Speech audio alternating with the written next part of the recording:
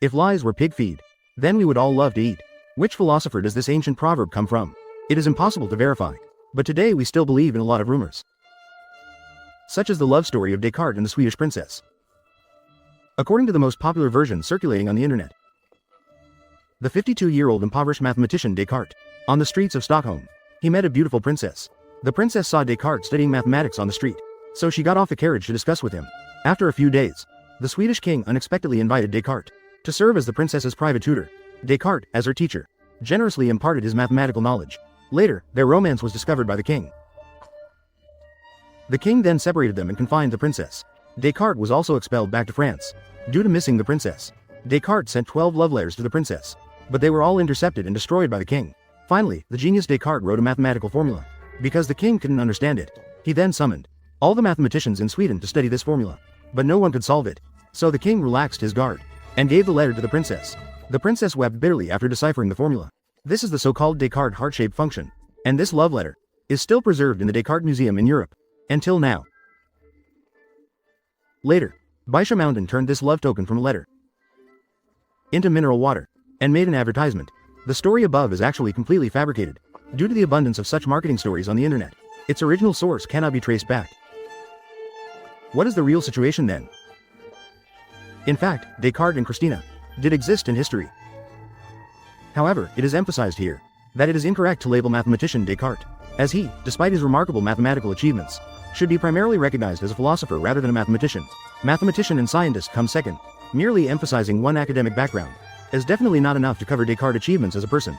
Furthermore, the story mentions Descartes as Christina's teacher, which is in line with historical facts. However, Descartes was invited by Christina herself, not by the king, as Christina's father, Gustavus Adolphus II, had passed away as early as 1632. How could someone who had been dead for 17 years invite Descartes? Was it through a dream invitation? Therefore, the subsequent love triangle simply does not exist. The time goes back to the year 1649. At that time, Descartes was already famous. So Christina came to seek him out, inviting him to be her teacher. Descartes initially refused in his reply, mainly due to concerns about his health. The weather in the Nordic countries was too cold. As for Christina, she was not the typical 18-year-old romantic girl from stories, with an innocent and romantic image. In reality, she could be called an Iron Lady. After receiving the refusal in the reply, she immediately sent a Swedish naval commander to personally lead a warship to the Netherlands to fetch Descartes. Therefore, Descartes became her teacher somewhat reluctantly. Becoming her teacher, the two of them did not meet on a busy street. Descartes did not personally go to Sweden on his own initiative. Moreover, Descartes did not teach her mathematics, but philosophy. The queen at the time demanded Descartes had to attend classes at least 3 times a week. He had to arrive before dawn. So Descartes often woke up before 4 a.m. to attend classes. Despite being weak and sickly since childhood, his previous school principals allowed him to sleep in. Under such high-intensity work pressure, in just 4 months, Descartes fell seriously ill with pneumonia. The queen sent doctors several times, but to no avail. Descartes passed away in Sweden after only half a year. ATVDSCARUS. Descartes' true cause of death was pneumonia. RENATVS Descartes, noble, Gallic, to the Lords of Perron, Black Death, master of mathematics and philosophy. RENATVS Descartes, noble, Gallic, to the Lords of Perron, Descartes' master of mathematics and philosophy. He's lucky if he doesn't have to pay with his life to find the queen.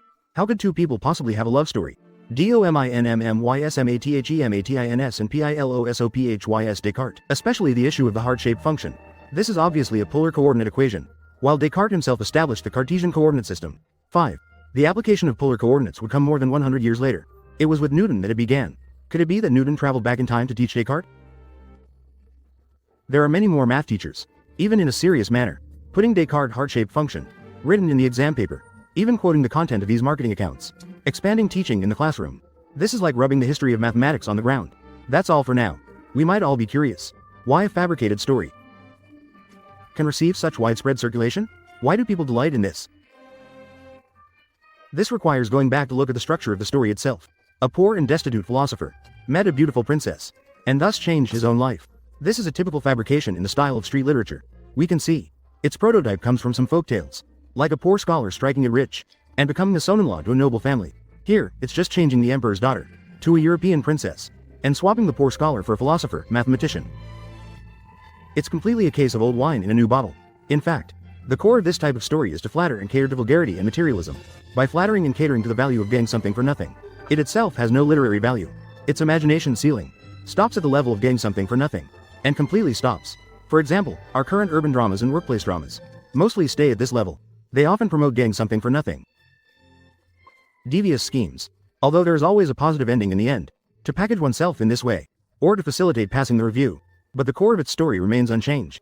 Faced with such stories, we may optimistically think that this kind of story is worthless. It cannot become a classic. In fact, this kind of story is very classic, and it has long been a classic. In the tide of history, it always changes its appearance, name, characters, and background. And we always enjoy such stories.